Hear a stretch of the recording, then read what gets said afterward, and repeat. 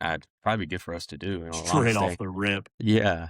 All right, welcome back to me and Dan's rant sessions.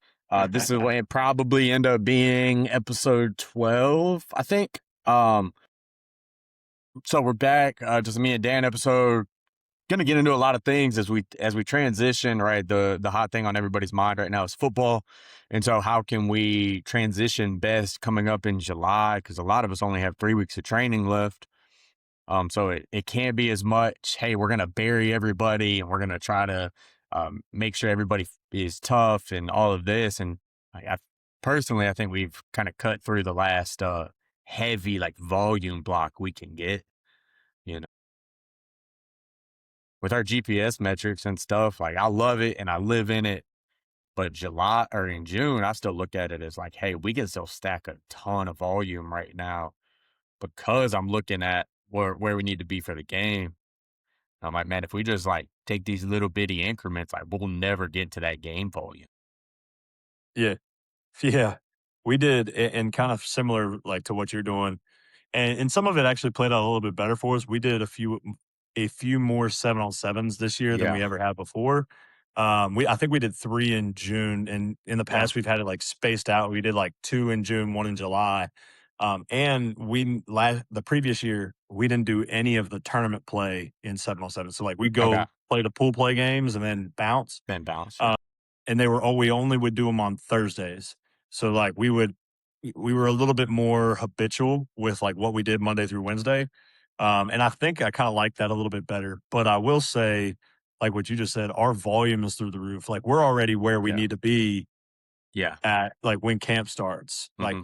when I talk about like tracking toward Yeah. week one and our scrimmage, we're already where we need to be. So like I think, like, from my perspective, I'm perfectly fine with hammering out like these first 2 weeks of July. We're gonna still hammer out a little bit more volume in the weight room, Hmm. and almost like intentionally try to pull back on the volume a little bit more on the field, Yeah. and then so that way, uh, almost not necessarily like ease them in off of dead week. That's not really like the term I mean, but Yeah. also to kind of like be intentional about trying to keep our intensity high Hmm. those first 2 weeks Yeah. before we put pads on in 3 weeks Yeah. or 4 weeks, And whatever it is. yeah. And that's kind of, that's the game that everybody's trying to play right now and it is fun when you actually get to talk to coaches and they'll not just give you like a canned like, hey, oh yeah, we try to build them up. Like, no, like, like you said, 7-on-7 is great for stacking volume and getting you where you need to be leading into camp. It is a train wreck to operate your week like consistently, right? Because you Mhm. can't like the way some of those tournaments work is crazy. And I know you see it, I see it, but you want to figure out like what your highest days are. If you're going to 7-on-7 tournaments, like That it's not day. even close. Yeah, that day. Like we're having guys with like our average skill player load from 2 tournaments was over 800. Yeah. And I'm like, yeah. Yeah. But then you have to adjust. We had 1 week in the month of June, and it was the last week before dead week. That was a unaltered week because of either 7-on-7, rain, can't get outside, um, whatever, because we also had just a stupid amount of rain the 2nd and 3rd week of June. And it was just like, how do we make that happen? And so I was fortunate, or I was excited for those 7-on-7 days because we were able to fill some of that volume in. Mhm. Because at the end of the day, like that to me, that's what June is. June is like, hey, how can we get you volume ready for camp? July, those first, like we have 3 weeks till we put on pads. Uh, and I'm like, how can we, these 3 weeks are now like, hey, let's get you intensity ready for camp. And then we'll get into like the in season where, me and you dive into numbers for 28 hours a day and trying to make sure everybody's prepared and ready to go. I think this year was really weird the way that the schedule fell too for June and July. Like between dead weeks, and then for us when camp starts and all that stuff or acclimation days start. For us, usually it's been like 3 weeks in June, 4 weeks in July, where well, 4 weeks in July slash like that first week of August. Yep. this year was like we had 4 full weeks and 4 Mhm. full weeks. Yep. So it's like, what is happening right now? Yeah. So, like, that's been a little bit tricky too, and I had conversations with our head coach about it, about trying to be intentional with the way that we script what we do in July. So, like, we're gonna try to have July be, like, Monday, Thursday be high days, and then Tuesday, Wednesday be low days. Yeah. And in what we script, our goal is to be off the grass a little bit earlier, so shorten the actual practice time down too, but also with what's being scripted, we want it to be a lot more heavily focused on our young guys. So Tuesday, Wednesday, we're going to do a little bit more inside run. Like when I say inside run, obviously we don't have pads on. We're Yeah. like just trying to fit gaps up and all this Mhm. stuff. And our O line get their blocking assignments and all those things right. So Tuesday, Wednesday will be a little bit more of inside run focus with our older guys, because then you're capping the volume there Yeah. too, because there's not a lot of skill plays going on, right? And then all of our perimeter periods in those on those days being focused on those younger guys. So now we're building up some of those volumes for the younger guys, because they need volume too as they get ready for the JV scrimmages and stuff like that.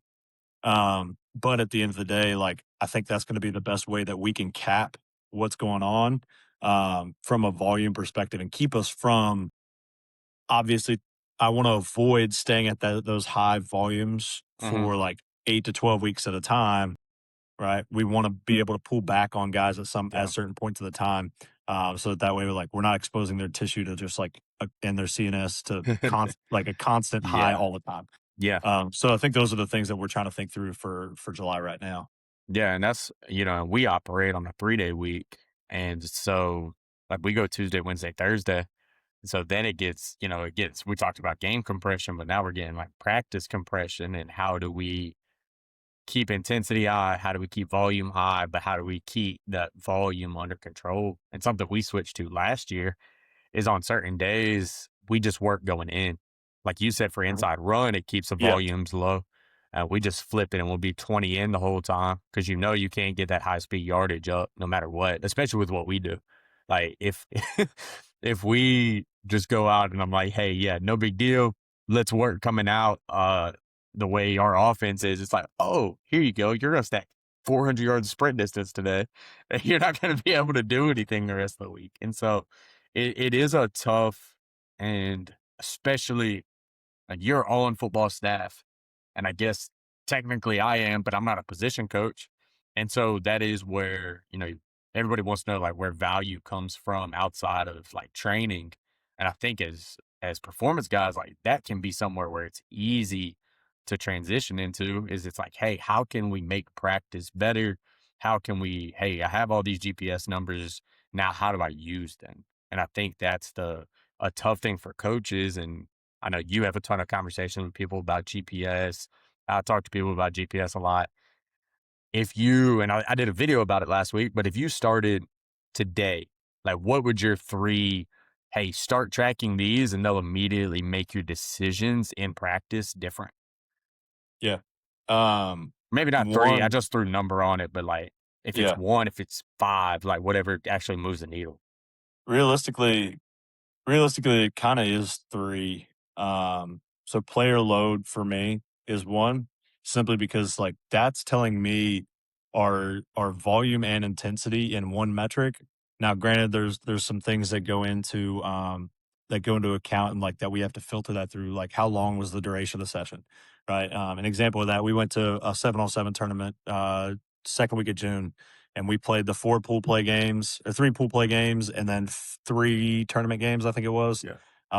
And we had 4 players over 1,300 on player load, Yeah.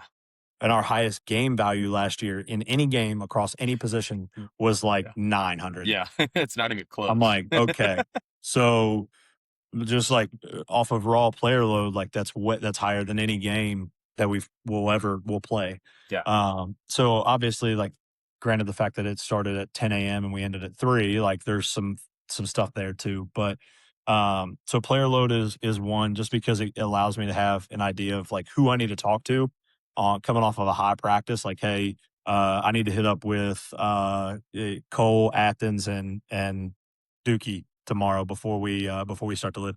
Nickname, it's phenomenal. Love the kid. I need before we start lifting tomorrow, I need to hit up these 3, see Yeah. how they're feeling after a good night's sleep. Right.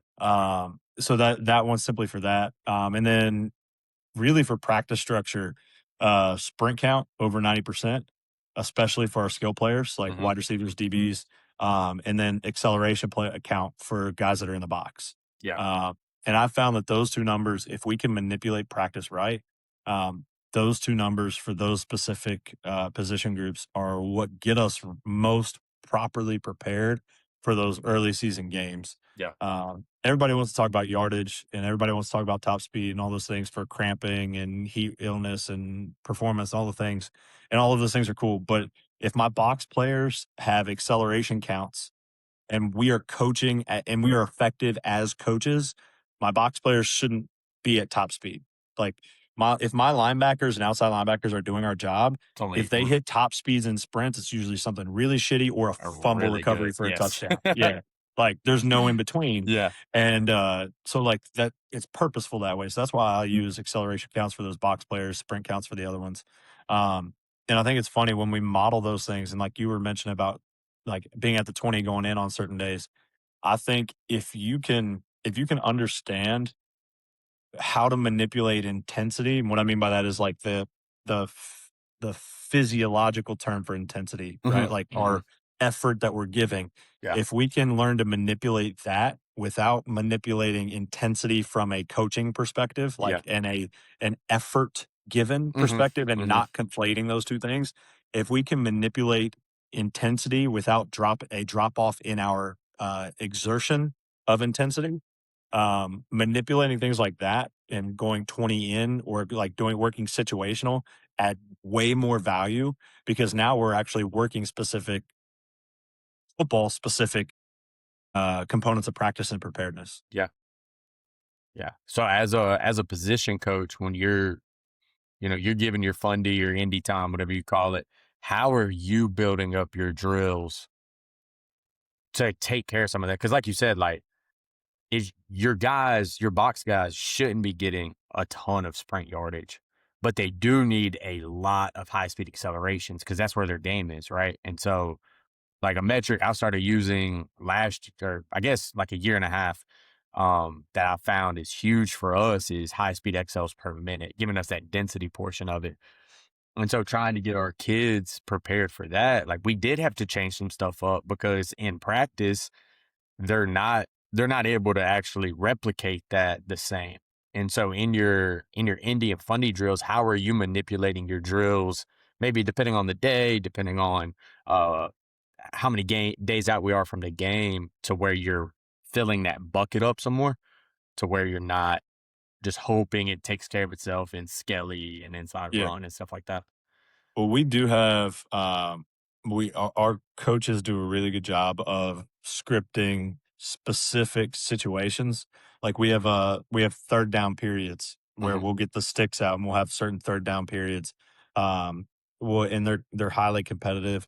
We still have Skelly, we still have inside run, we still have team, and we do some things called like something called yo yo, where like I think I've talked about it before on here, but defense is in the middle, and then we've got two scout groups on the outside. The one coming out from the end zone, it's just a formation recognition. So we line up to it based off the call, set go. Everybody starts to move to their spot. We break it. We meet right back in the middle of the field, get a break, and then the second scout team that's coming in from the 40 is a skelly, like a live play. Yeah. And so we'll yo-yo that back and forth, and so we can usually get a lot of density in Hmm. there, and usually, like if we're doing it right, so we script 16 plays total of that. So 1, 2, 3, 4, 5, 6 as we're bouncing back and forth. If we script that right, our ones get 8, our twos get 8. We can get multiple accelerations Yeah. just from that one specific period. That's like 10 minutes. But within fun, like our indie drills, and so we have pre practice and indie most days. Um, I like to structure it especially for linebackers, in multiple groups. So I try to make it to like a one and one. So like we are partners and try to have as many groups of partners as possible. Yeah. So that way, like we're working reps, reps, reps, Mm. reps. And like part of that too is because that gives me more time to explain stuff.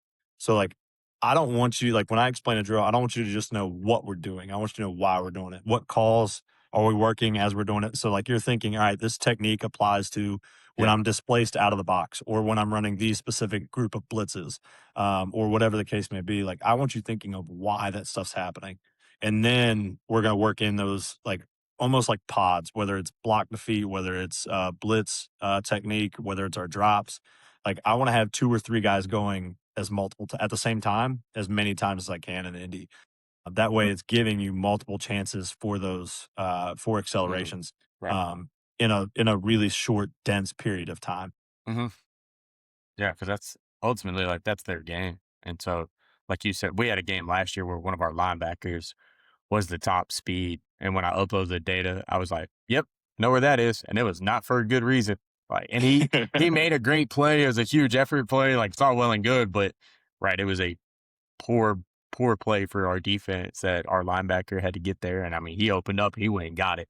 But it He was, did it. yeah, he went and he hit the top speed, it was cool, but I was like, "Man, I don't that is not good when you look up and your linebacker, one of your inside linebackers is your fastest player of the game."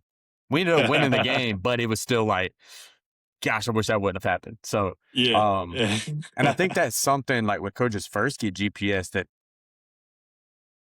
I think it's the easy thing, right? People get enamored with understanding top speed, and for some Mhm. reason, and like people love that top speed metric, but that doesn't, you can't train off of that though. It doesn't, Yeah. you can't, yes, you could train top speed, but like that metric doesn't really give you anything outside of It's like just, setting your 90%. it's just the capacity. Like, Yeah. cool, you can sprint this. Well, if you're a linebacker or a D lineman, I don't want you to.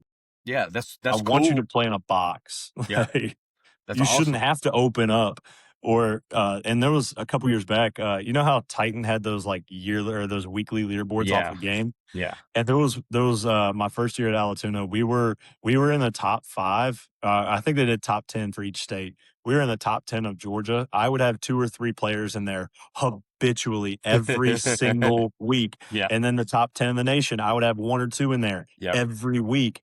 And everybody like people were hitting me up like, "Oh my gosh, these kids are so fast." I'm like, "Yeah, we're chasing down 70-yard touchdowns and we're going 2 and 8." So like that's never what you want. Yeah. There's It's a always context for that deceiving, stuff. yeah. It's like, in the SEC, it's like the leading tackler, and you're like, that's like, yes, I hear you, but that's not necessarily, when you look at the top 10 in that, it's not necessarily like the best defenses. And here's a It's like, really good one for you. That same year, my safeties were the leading tacklers on our team. If yeah, safeties are leading the team in tackling, you're not good, probably not very good at defense. not So good, not just throwing good, that out there for everybody. and I think Top that's, speed and tackles out of DBs, not yeah. things we want to see. And me and you, right? Like, and I love the GPS stuff. I know like you dig in it, but for football coaches that are like trying to get into it, I think that is an easy one for them to be like, oh, this was our top speed. Mhm. But I don't think there's much outside of them reaching out. But you know as well as I do, like if you're a football coach only, especially in season, there's not a lot of football coaches that reach out for and ask for help. You know, Yeah. and be like, hey, who's somebody I can call? Unless there's already a relationship, obviously, but you know, it's like, hey, if you just give somebody a yell that's been doing this for a while, like I don't, what am I? I'm going into the year 5 with it, year 6 Counting's with hard, I it. know. Yeah, one of those. Like either year 5 or year 6 with it. You've been doing it a long time too. And it's like, man, just find somebody on social media. I don't even care if you know them. And then just ask, like, hey, what metrics should I be looking at? And you can actually make a ton of decisions because then you can also look at, like, I love looking at it per drill. Like for us, 2-on-2 is one of the most game like drills for our DBs and our receivers. Mhm.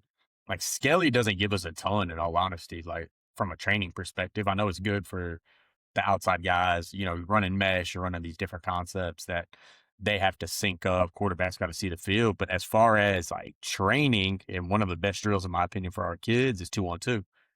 And then like you said, inside run. Like I don't love inside run when I look at GPS, but like our perimeter run stuff is awesome. it looks so much more like the game than inside does. I think I think a lot of it has context to do with, like, what your system is, like, Mhm. who you are as a football team and what your identity is. But one thing I like, for instance, we were just talking about, like, why we don't want our DBs to be play at top speed. Well, typically because you're chasing somebody down. Yeah. And obviously a DB, if I'm chasing somebody, that means they've gotten a long completion Yeah. or somebody missed a tackle and I'm trying to chase it down. But kinda like when you think about it, and I wanna kinda circle back and explain why, like, I don't want my linebackers at top speed either. Mm. Like, and you could think like, "Oh, you're seeing it and you're going." Well, that's in order to hit top speed, any kid, especially in high school, you need at least 20 to 25 yards of, Yeah. like, straight Like, line, I gotta go. right? Yeah. Yeah, we had a kid last year, he just graduated, he's at Auburn now. He's a receiver. His top speed was really good. He's a 21-mile-an-hour kid, Yeah. right? But that's not special top speed. Mm-mm. What made him special was not that he could reach 21. What made him special is that he could hit 19 in Yeah. 13 yards, Yeah. Yeah. like that, and he's at Yeah. 19.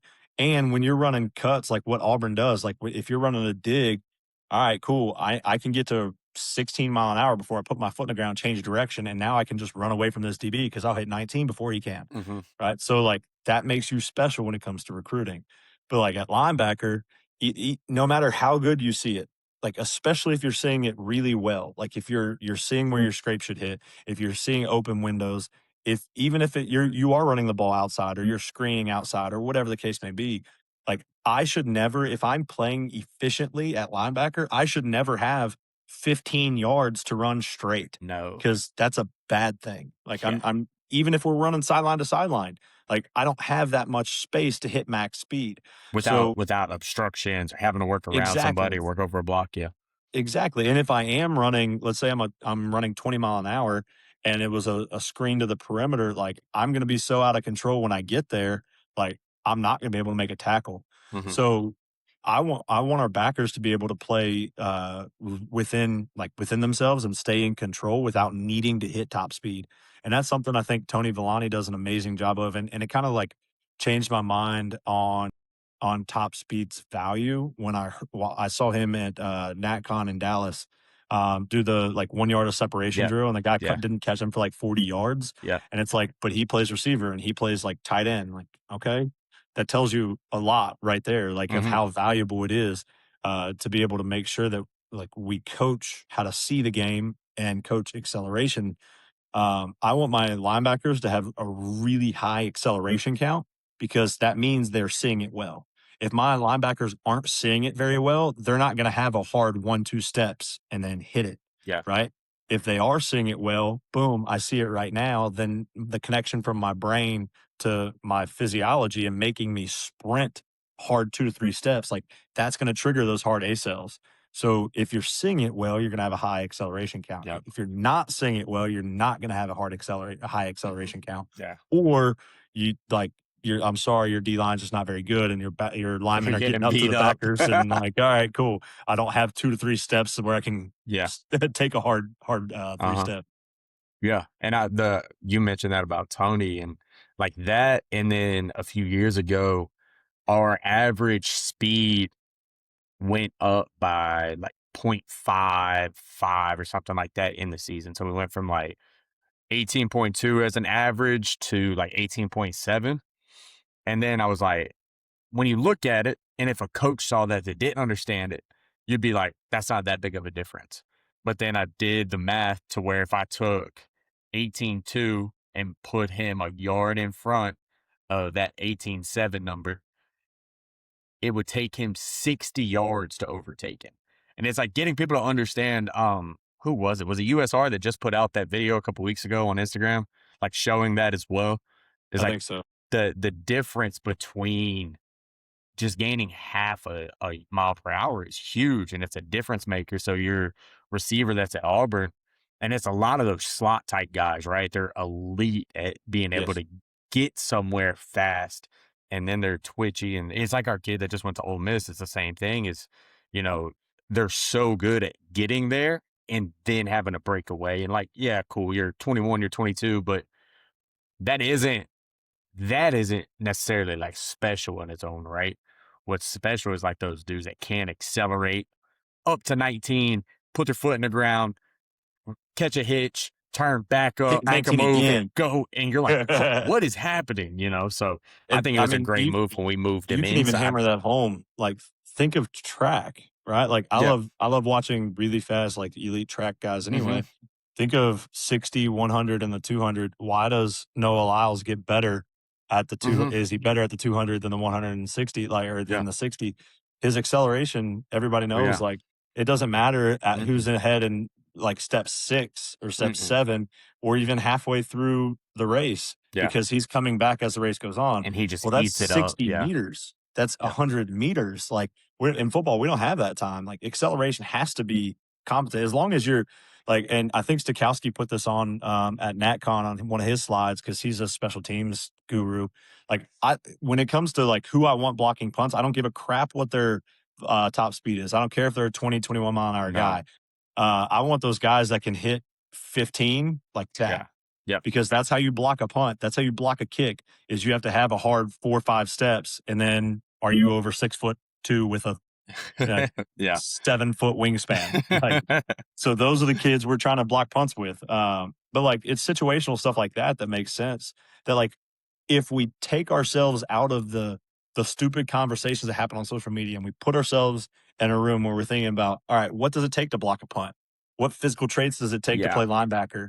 What do we need our receivers to be able to do in our system? Like that stuff, like the metrics of what you track become more clear if you can just think about the demands of what you're actually going to ask them to do when we take the field on a Friday night.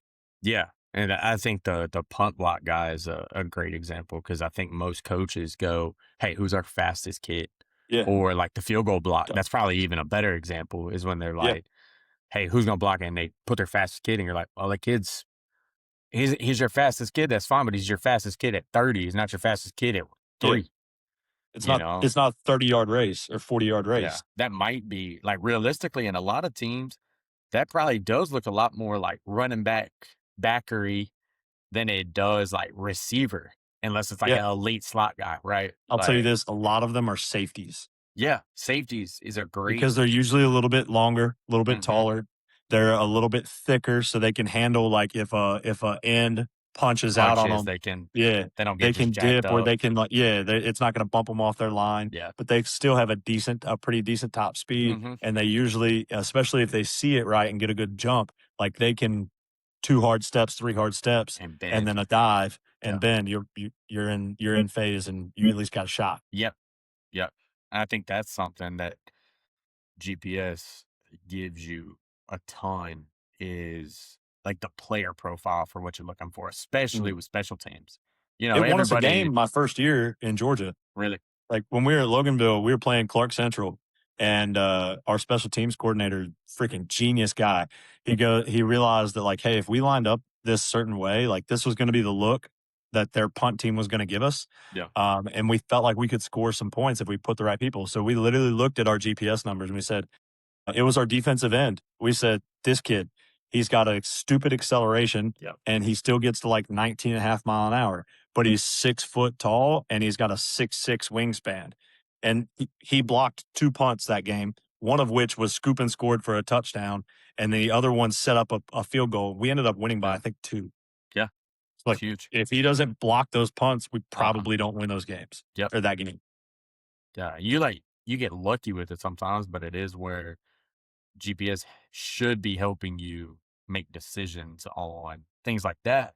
It shouldn't be like, hey, this person hit 21 miles an hour. Like that's all well and good. I think you go back to the tight end leaderboard days. One time we had he was a senior this year. This is when he was a sophomore. And he was the number one in the nation that week. He was like 21-8, 21-9, something like that. He had a 83-yard runway that he was trying to chase a kid down and like Yeah, hit him at the pylon. that'll do it. And like, yeah, you got enough room, like go get to it, And so they, but it's like one of those anomalies, and it doesn't, it the top speed for whatever reason that we've become obsessed with because it gets clicks and likes doesn't change the game. Even it doesn't change your preparation. You can't. There's nothing in that metric that you can prepare for outside of it setting your 90 or 92% for how many Yep. sprint actions you actually have throughout the week. Yeah. And that's where, and it kind of circles back into what we were talking about earlier with the setup of the week. And I saw somebody on Twitter post, I can't remember who it was, but they were talking about how like they do a 4 day week and we do this quality on Monday, this quality on Tuesday, and Mhm. all these things. And it just reminded me like of why I changed our max V days from Monday to Tuesday Yeah. because of so many of our kids come in off Monday and like they've been traveling or they've been going to like prep baseball report and they've Yeah. done all of these other things. So like they're gassed on Monday. So like we have to get them back into the routine of what this should look like. And so even like as we transition here into July and then July feeds into August, like I think for us, I'm going to keep that same model. Like Monday is still going to be, um, we're going to kind of flip it a little bit, so that it marries up to what we'll do in season. So Monday is going to be our squat day, and then we'll pair it on field with acceleration, mostly like our linear acceleration, and then Tuesday is going to be our max V day with our dynamic upper stuff, so that way like we can hit. Even though I said if we want to pull back on them, we're going to because on our max V days we really have 2 to 3 reps. Like that is pulled back. So like our volume is going to be way lower on Tuesday, way lower on Thursday, or sorry, way lower on Wednesday, and then we'll come back in on Thursday and have another high day before we send them off for 3 days. So like I think we're gonna flip our in season or our workouts, our lifts to our in season model. Yeah. And then we're gonna continue the field work similar to what we have been. But now we can just be more intentional because we don't have 7-on-7. Yeah. So That's what I was gonna like transition into is like now we've done the July thing. How do we start getting our mind around August? And how do we start getting it? Like, I don't know how you operate in camp. We don't do anything in camp as far as like training wise because I'm like, stress is stress. We're putting pads on for the first time.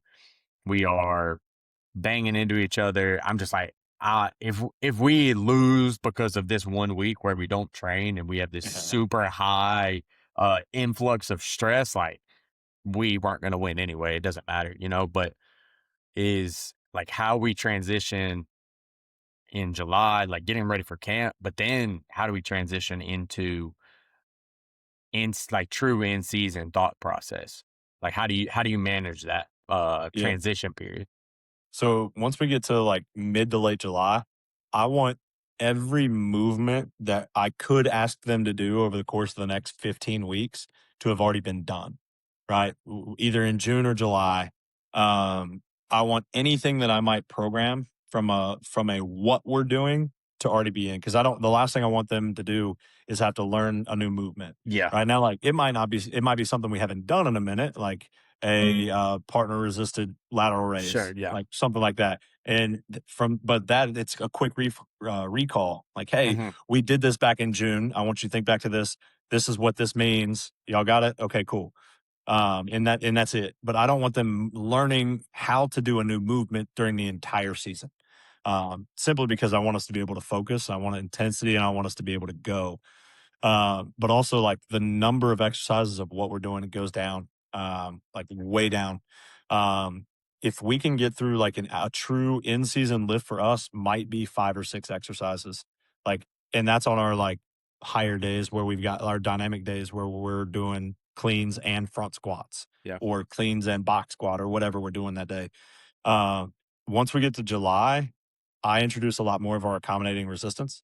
Uh, I love accommodating resistance in season Hmm. simply because it allows us to reduce the amount of bar weight we're doing and still manipulate what that strength curve looks like. So for Right. some So, people like, that don't know, like at least yeah, explain what accommodating resistance is.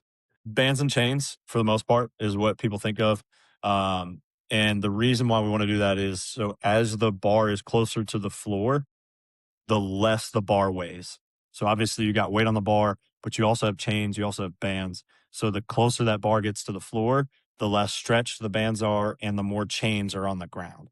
The further you raise the bar away from the floor, you're stretching the band further or you're picking more chain links up off the ground. So you're gaining weight and mass to the bar as the bar goes up. And the reason why that's important is when we are imposing like physical stress on each other, like as an athlete perspective in football, we are banging bodies against each other over and over and over again, whether it's tackling, whether it's sprinting, whether it's in the trenches. Like there's certain muscle and tissue damage that's going on. The last thing I want is our our inability to bang on the field our ability to do those things is inhibited by what we're doing in the weight room. So in season, I want to pull back for the most part. I want to pull back our percentage of what we're putting on the bar from a straight weight and allow bands and chains to make up some of that. So the reason why is again, at the bottom of my lift, the bar weighs the least. So if we're thinking of a squat, I want our athletes coming out of a squat super fast in Mhm. season, like twitch fast. And then, sure, if it's getting heavier, even on some of our like quote unquote max effort days, because I am a true West Side conjugate lover. Yes, it is right for football, even if you're not in equipped lifting and all those things. Um, Even on our max effort days, like I want our guys as that bar is slowing down, we are still going to learn how to fight and strain through those periods of or that those portions of the movement, but you've already gained so much momentum from the portion of the lift that was less weight. So as that bar is going up, you're gaining momentum because I've got more speed on it than what I would have had if the straight weight was 500 pounds Yeah. because it's only 400 pounds at the bottom. Right. So, because I'm able to create some more momentum and drive and power and impulse as that bar is being lifted, I can actually like finish the lift similarly without imposing as much stress to the lifter, if Yeah. that makes sense. Yeah. That was a super long-winded answer. I'm sorry. No, it's good though, because I think people don't and then like that I think a lot of people see accommodating resistance, especially that aren't like in our world and don't understand like why it's happening or why you're doing it or why the band resistance is what it is. You know, I use bands a lot of times, especially like transitioning here, is like trying to speed up the deceleration in the weight room.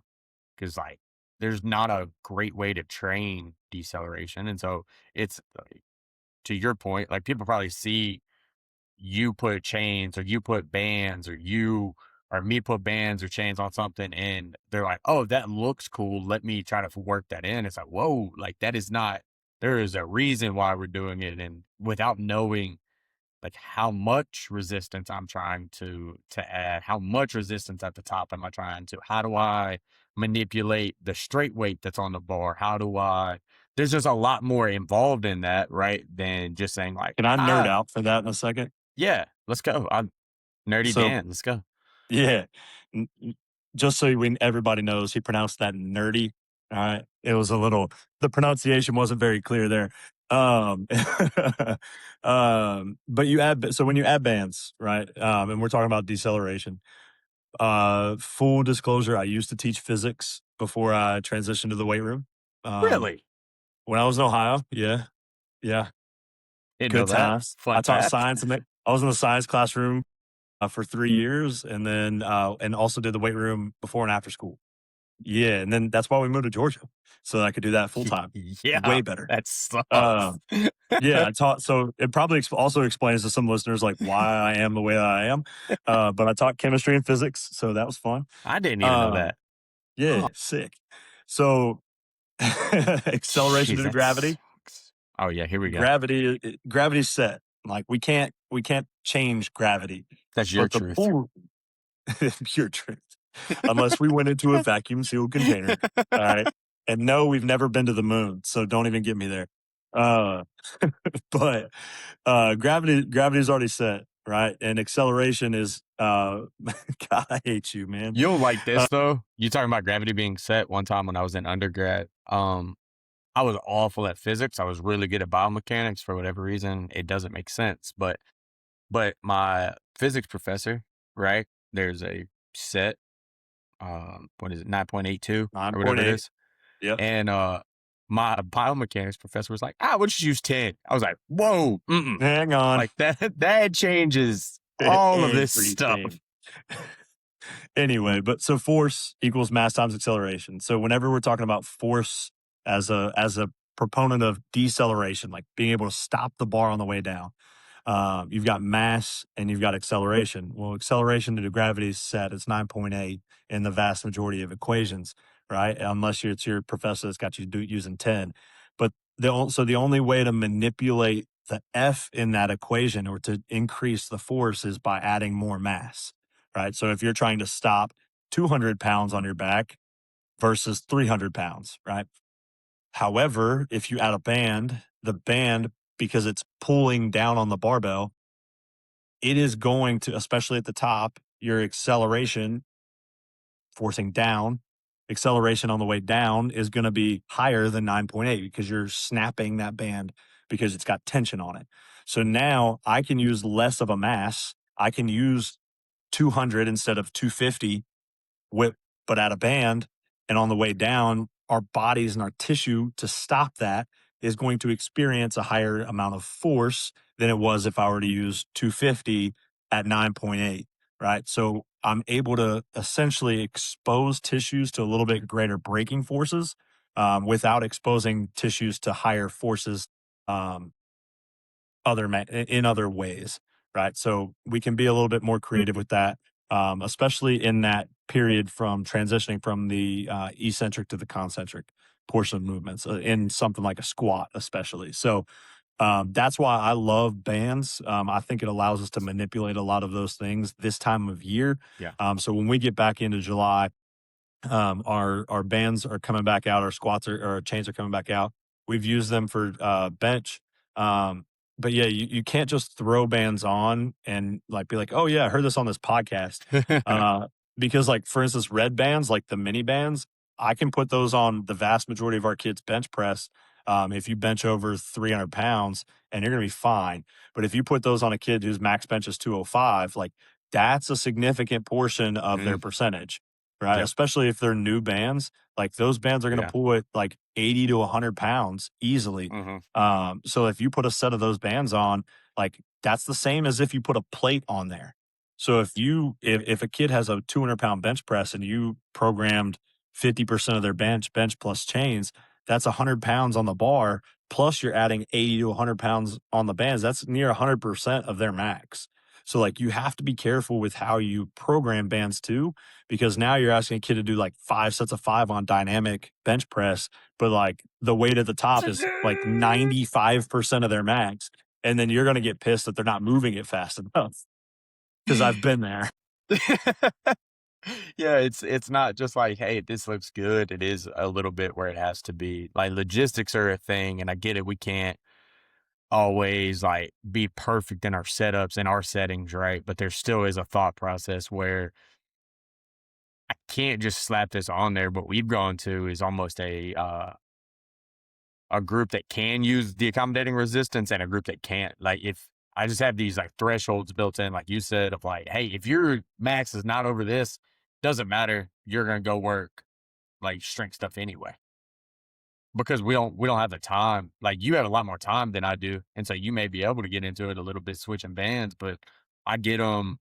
We lift on Mondays, before practice, and then we plyo and sprint Wednesday before practice, and then if we're close or at home, we'll get a game day lift in, but, I don't and I only have them for 30, 35 minutes on those days, so it has to be super efficient, and so, to your point of, like, I heard it on a podcast, I don't think, like, you have to, like, "Oh, this is the way it gets done." It can be a good idea and not fit logistically, because it would be sick. I would love if we had, like, max effort day, dynamic effort day. We can like get into the crap of it, but it's just not logistically what we have set up. Yeah. And not to mention, like, I would encourage, especially if you're going to use accommodating resistance for your athletes, use them for yourself and your own lift too. So that way you understand what you're programming for them. So like I do our program, like a modified version of our program, like every year. And I'm usually about 8 weeks ahead of where our kids are. Just so that I can know, like, all right, what are the percentages I'm asking these kids to use and the volumes and intensities and Yeah. band structure setups. So just so that for that matter, like, I can be on the same page when I tell them Hmm. that. Yeah.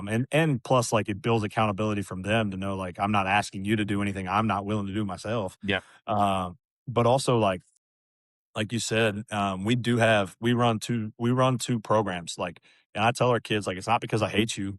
Like, it's not because I think you're an idiot or you're never going to play for us, but like, Yeah. you're physically not ready. So, like, we have a varsity program and a developmental program. They're in this weight room at the same time together once we hit school. Right now, they're not. Right now, we have two different groups. Yeah. But once we get in school and I've got our kids in class every day, like they're in the weight room together running two different programs. And that's simply because this group is not ready to play and this group is going to play on Friday. Yeah. And Yeah. I'm sorry, but it's true. And that's there should be that in in weight rooms more often because you can't fill the needs of both of them. Like your Friday guys, your high minute guys, high minute group, they need something different than the kid that's not going to play. Like the kid that's not going to play, it's like you said, it's not because I hate you, but I don't need you to be dialed in on Friday. Like you have to get through the warm up, and that's it. Like you can be smoked a little bit, and and that's where I do wish we had. I wish I had more time with those kids because I think we could make huge jumps. The in season Yeah. kids, like we're dialed in, we got it. Like we're making sure they're ready to play. But those dudes, I we miss like a bunch of upper body volume, Mhm. which I think is huge and paramount. We talked about that the other day a little bit, and then just training time. You have so much time if you have the Yes. capability to stack training days with those kids and almost treat it like a red shirt year in Mhm. the college term, where it's like, man, they get to January, that's a different kid than you had in August because they've had Yes. 5 months of just like freaking work going and we're getting after it. Yeah, we've had kids, and I've had kids that like once we get to week 8, 9, 10, 12, they're on the varsity list, whether for like injury and they Hmm. have to, like injuries ahead of them and they had to. Yeah. But I've had kids that like have actually genuinely like absolutely attacked the developmental Yeah. program and have gained mass and have gained strength, like so much so that now we can take you and okay, you are ready. You are circulating in there with the upperclassmen on Friday night. So like we're going to move you to that program because now that program Yeah. suits what you're being done. And like we've got one or two this year that are going to be on that case. And it helps us because like again, we get our kids in sixth grade. So like by the time they get to high school, they have an age of 2.5 or 3 in Hmm. the weight room. So like they have a really solid base. So like if you come in with the right mentality and you attack that developmental program, there's nothing that says that you can't flip over to this other one No. and play like Yeah. now. Yeah. Yeah. If you get after it right, you get 6 weeks, 7 weeks of training in on like a hard training block. That You can makes make a a huge difference. yeah, and like that kid that you're like, nah, he can't put his hand in the ground this year. He's not ready. And goes and gets after it. He's put on, 12 pounds. He's increased his speed. He's gotten stronger. And you're like, And well, coming down. we have 2 bye weeks. So our Yeah. regular season from the time school starts, we have a full week of school before we play our first game. We play our first game the second week of school.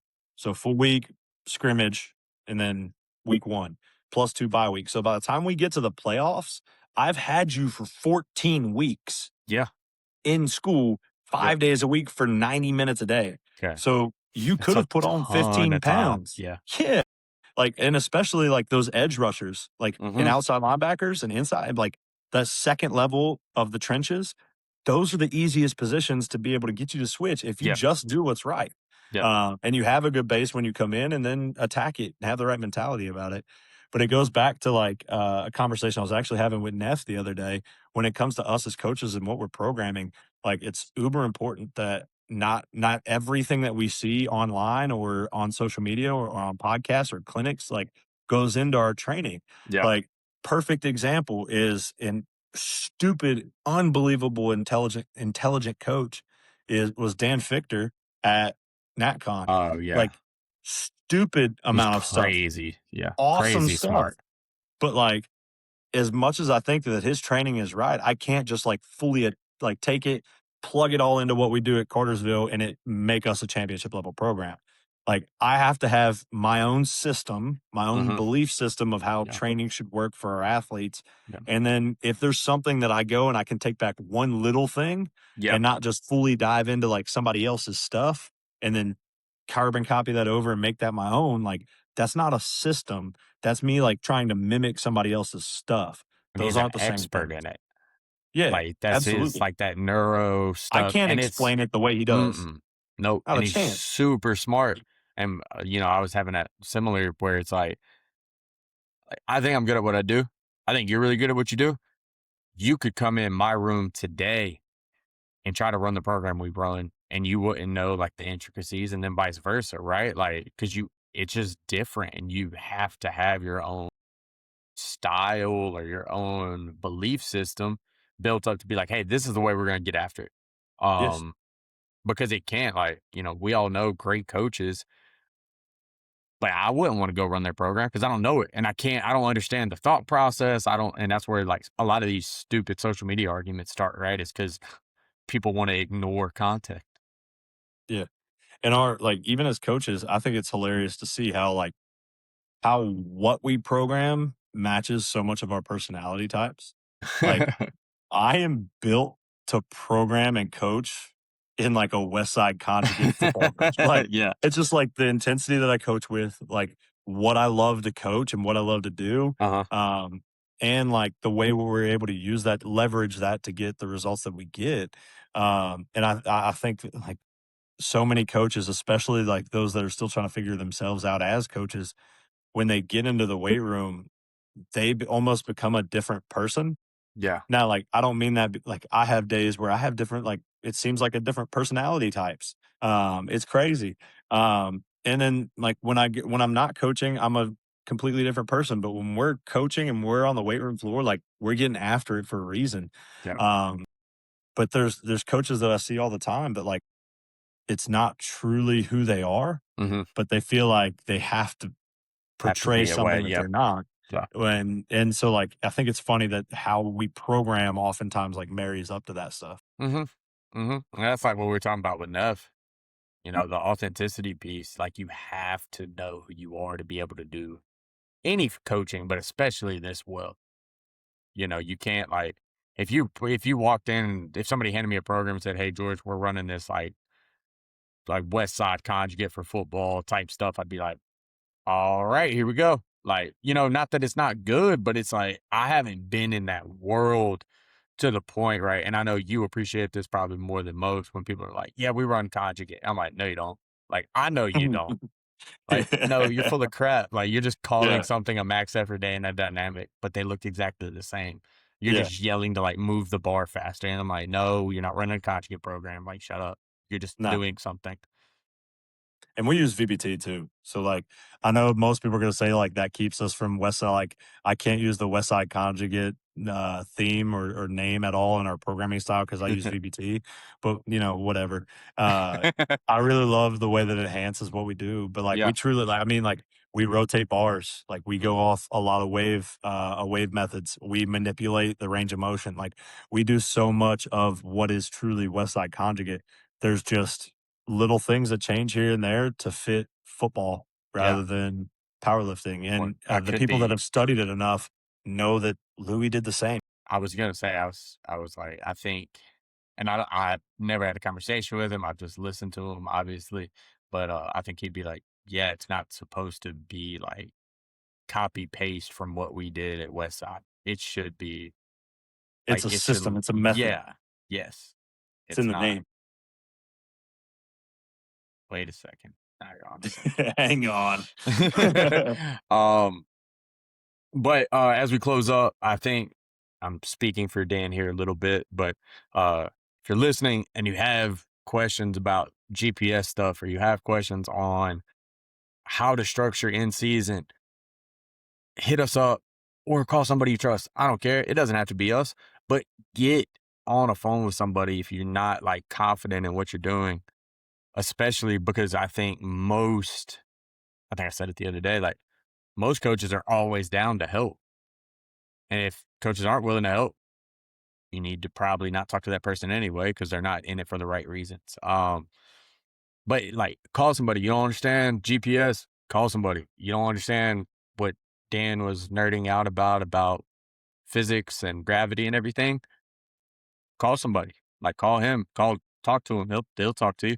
Um, but I think that's an important thing too as we get in this. Is like, I mean, we have a group text we talk about a lot. And there's always it's funny because it goes in cycles, and like there's these times where it's just nonsense. But then there's times and it all happens at the same where everybody's like, "Hey, what do y'all think about this idea? What do you think about this? How do you think? How would you manipulate? How," like all these What like George is in-depth really trying to questions. what George is really trying to say there is the more I engage, the more it's, about nonsense. So, I get it, thanks. You didn't have to say it, call me out on while we're recording, but, it is what it is. It's just I think it's so important when you don't understand something.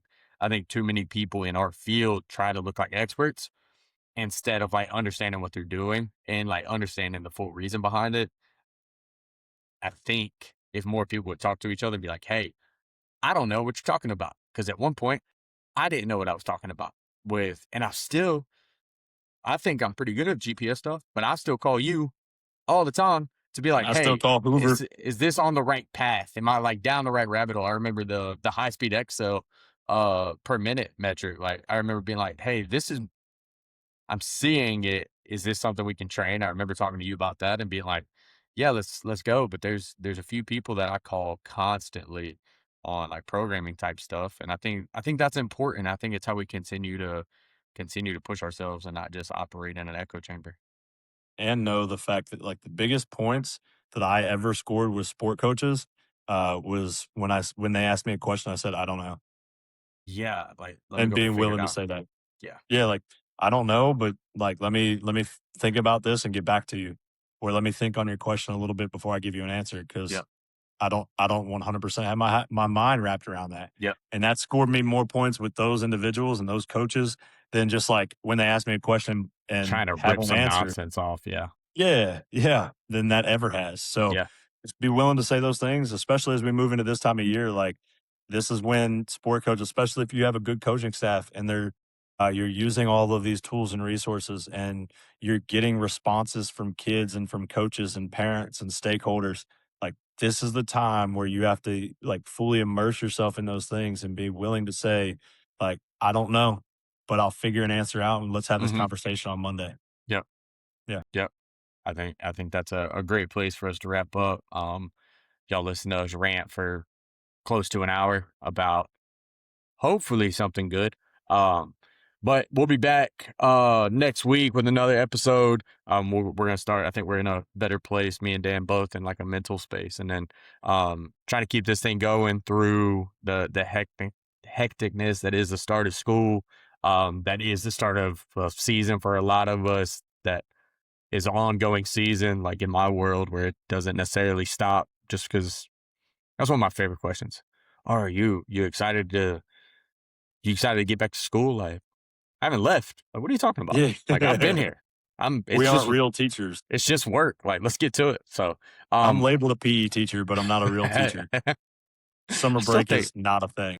it's crazy. He taught physics. I didn't know that. Yeah.